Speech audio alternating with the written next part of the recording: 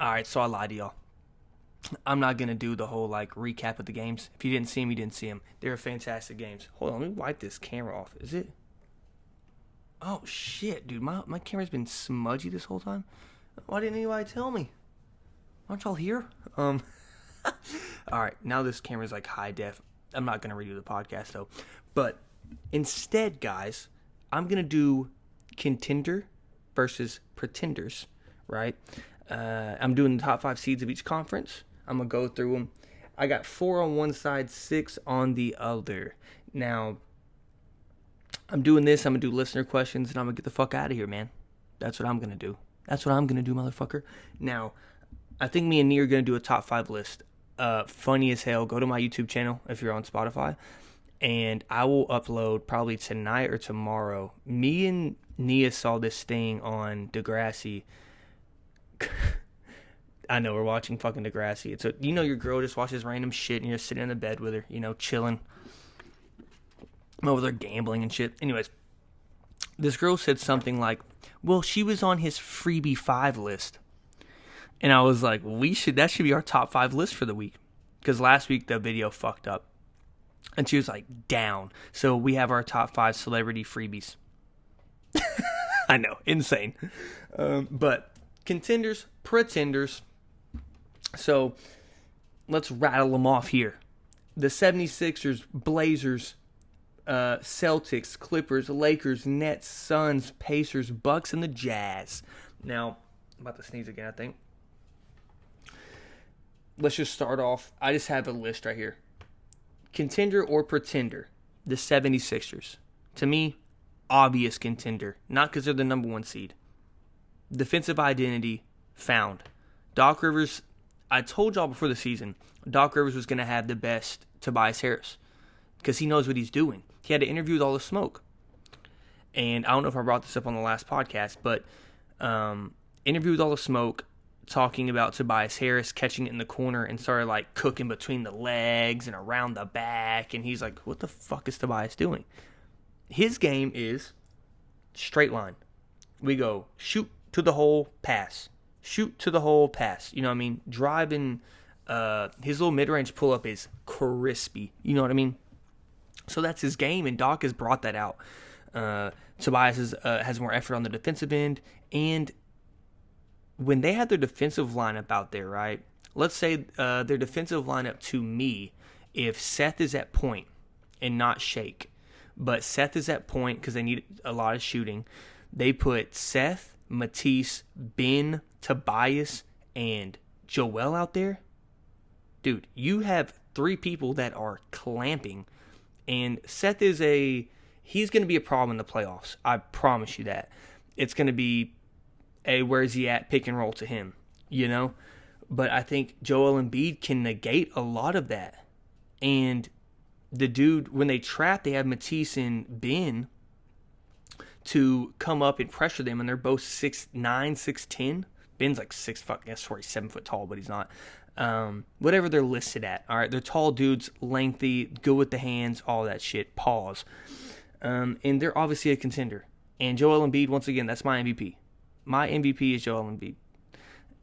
They showed the other night, and when Ben Simmons gets in his aggressive bag, they may be the best team in the NBA, in my opinion. When he is in his aggressive bag, and it's not scoring 22 points, man. It's when he gets a rebound, and Ben does not slow it down. Ben is one of the best transition players in all of basketball. You get an open shot or a dunk. And against the Blazers last night, Ben Simmons was aggressive Ben Simmons. And aggressive Ben Simmons does that shit. He was balling, man. And I'm not going to be the dude that keeps harping on the potential of Ben Simmons and what he could be. Because it's annoying to think about. I'm not even a fan of that team. I like watching them. Don't get it twisted. I love Embiid and I love Ben. I watch SEC basketball. So Ben Simmons... Thing was, Ben Simmons did the same shit in college. Ben Simmons should have averaged 35 in college. You think you come into the league, literally instantly Ben was a top 15 player, or top 25 player, in the league when he came in. And in college, he was doing the same numbers. He's a 17, 8, and 8. Just staying at the free throw line, he would just palm the ball, pass it. Palm the ball, pass it. Drive, layup. It was insane. And they need to work that into their offense. I've been begging it for years. High-low offense with Ben Simmons would be unguardable. If you get Ben Simmons the ball at the elbow and run picks at the elbow, not the three-point line, his little baby hook floater shit going on with both hands is unguardable now. Kareem at Ben Simmons. I don't know what's happening. His hook shot is insane. If they ran pick and rolls on the little elbow at the free throw line, they would be unguardable. But it is what it is. And they got shooting all around them. Is what it is. Not going to tell Doc Rivers how to coach. Most overrated coach in history. One championship. More 3-1 losses in series than anybody ever. But whatever. All right. The Utah Jazz. Pretenders. Hunter, why are they pretenders? They're smoking everybody. Man, and Donovan Mitchell has become a superstar also in that realm. I have to see him get past the first round, though, consistently. And the Jazz are just one of those franchises. When you're raised, you know what they are. I think Kobe killed that franchise 700 times. Every year, it's like, this is the year the Jazz get to the finals. And then Kobe's like, second round, 40 bomb. Second round, 48 bomb. Like, he would fuck them up. He had something.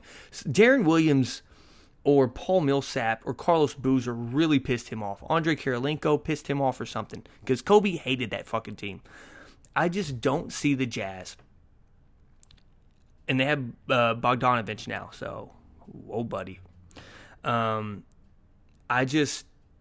Also another thing I saw was Mike Conley's been out and they're still hooping, which is a real telltale sign that they can move without Mike Conley, without one of your key pieces on offense. That's pretty damn impressive with Joe Ingles running point guard. Insane that he's that skilled. It's just one of those teams, man. You grew up watching them. It's like they're just not going to win a title. All right? I don't know how else to explain it. They're not beating the elite teams. They have nobody to guard Anthony Davis. Bro, Rudy Gobert, he can't move. Statue, middle of the paint, chef's kiss Hassan Whiteside. What else do you want from me? Okay? How many times do I have to say it? Okay? Donovan Mitchell is not elite enough to be better than the next best player on these teams, like the Blazers. Dame's going to outplay him 4 games out of 7. I mean consistently be the best guy on the floor. His efficiency has gone up, but I haven't seen it in the playoffs. And him and Jamal Murray's battles were impressive last year. I just don't see them winning with Rudy Gobert down there. He is a shooting nightmare. Like, you can't spread the floor out, and they're going to just start trapping on the pick and rolls. You know what I mean? It's just what they're going to do. So they're pretenders to me. Second seed in the East is the Bucks. Pretenders. Why?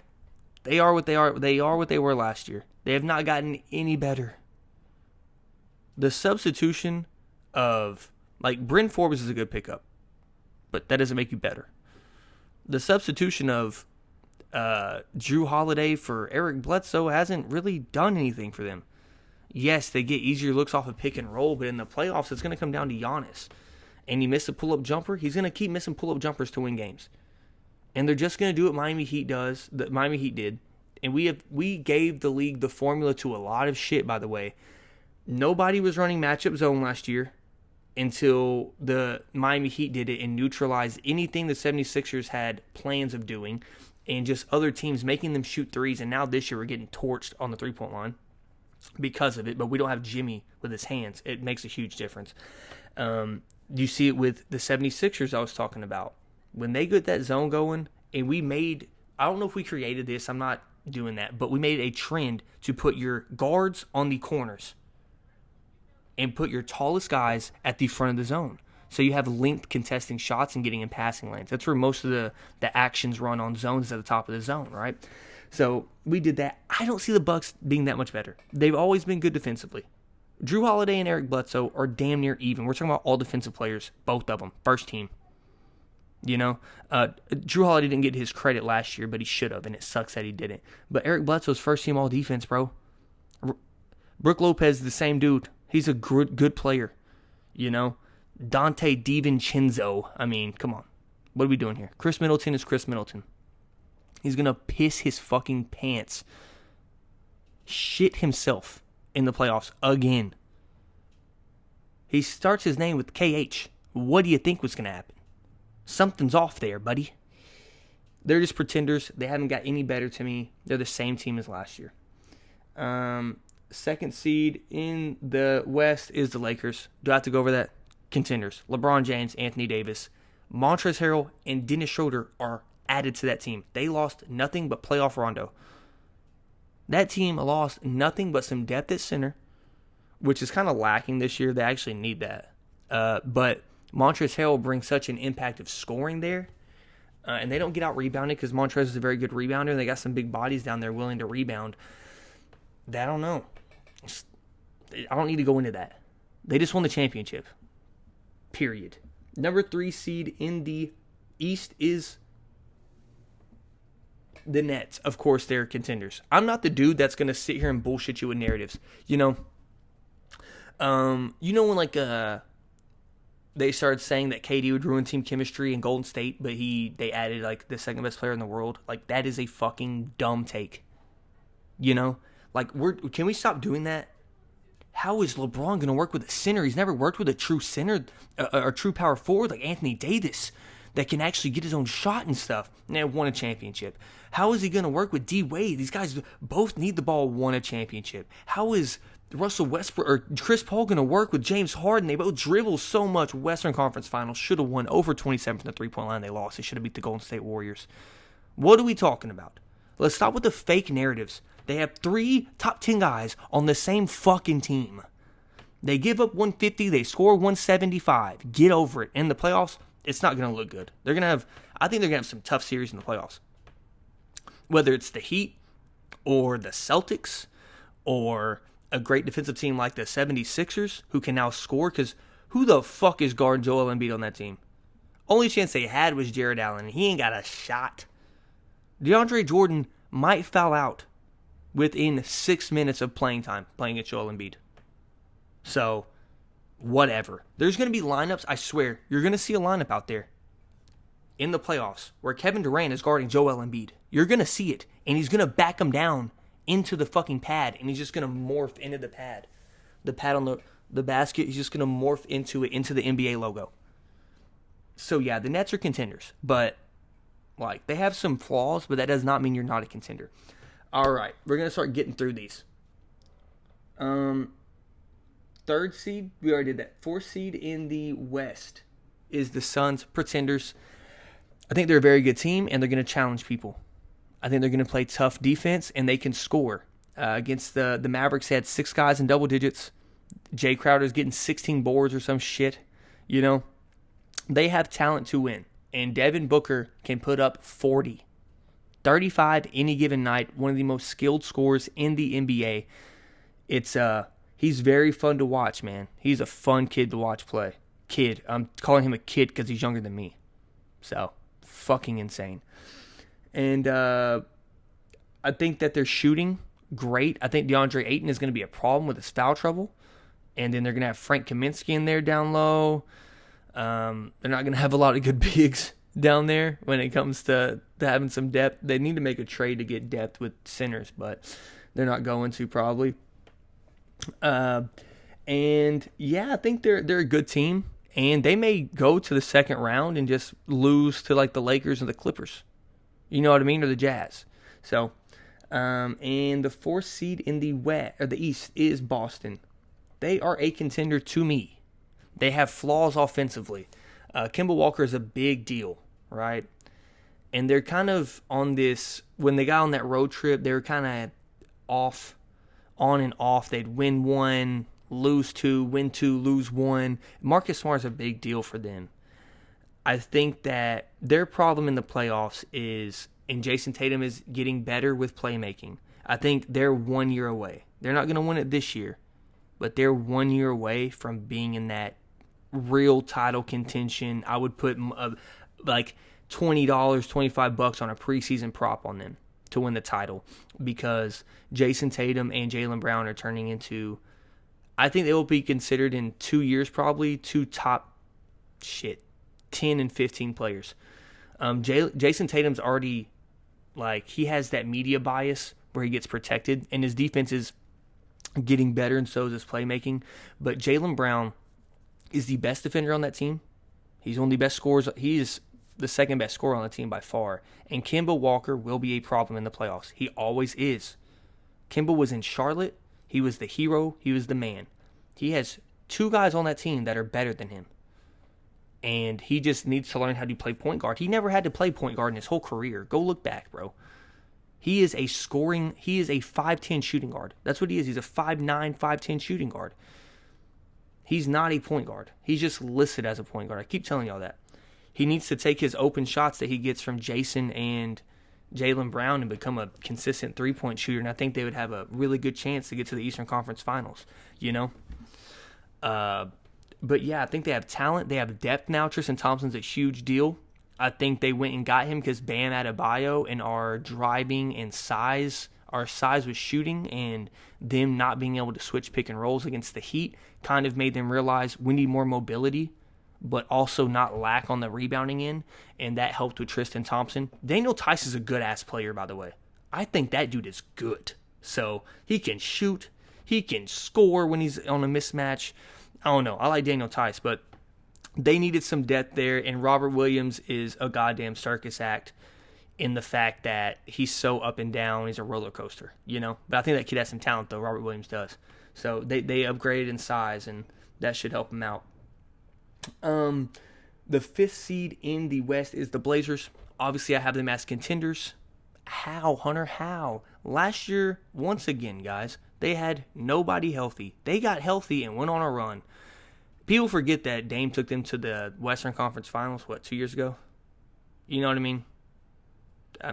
When Kawhi won his title, the Warriors had to face the Blazers. And was it that year? I think it was that year.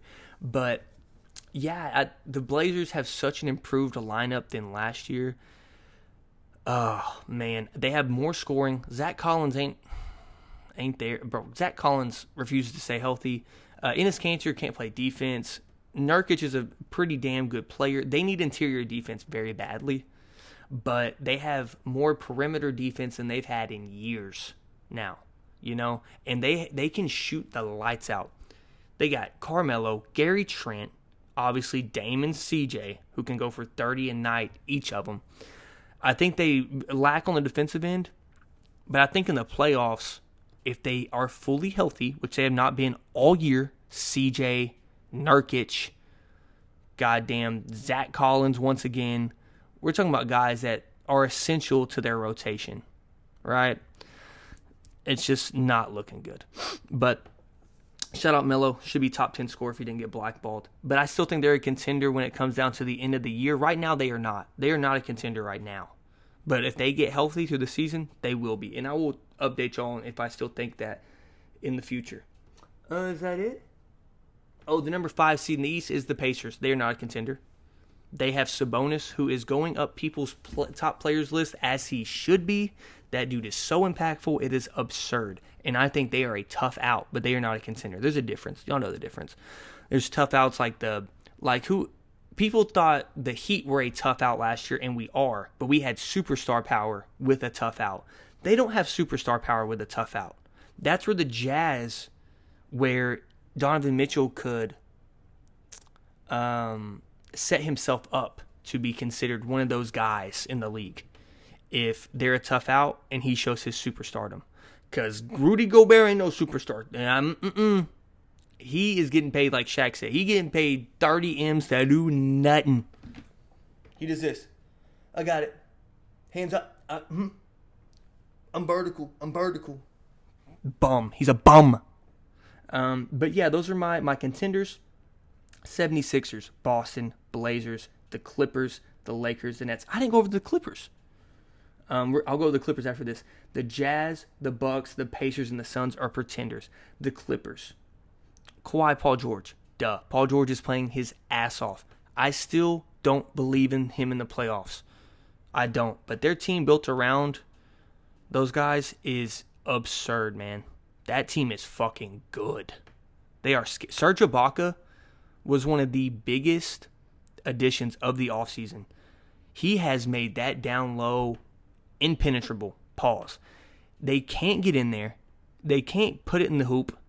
I was about to say they can't get in there, put it in the hole. Whoa. Turn the podcast off. And he can shoot, play defense. That team is looking great. Kawhi Leonard. It's so funny how narrative shifts because Kawhi Leonard is still playing that great of basketball to be considered the greatest player in the world. And he just went down a few notches because he choked last year in the playoffs. You know? And all those guys that were saying he was the best in the world have shut up.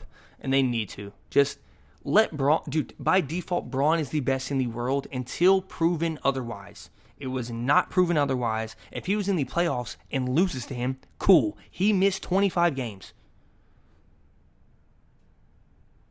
So, there you go. There you go. But yeah, that's Pretenders and Contenders. I'm going to come back with a listener question. Woohoo! I'm going to only spend 10 minutes on it. The Thursday podcast are my longer podcast, and that's cool. I like doing the longer podcasts, to be honest. But yeah, man, I'm going to do a listener question. Get the fuck out of here. All right, let's get into the listener question.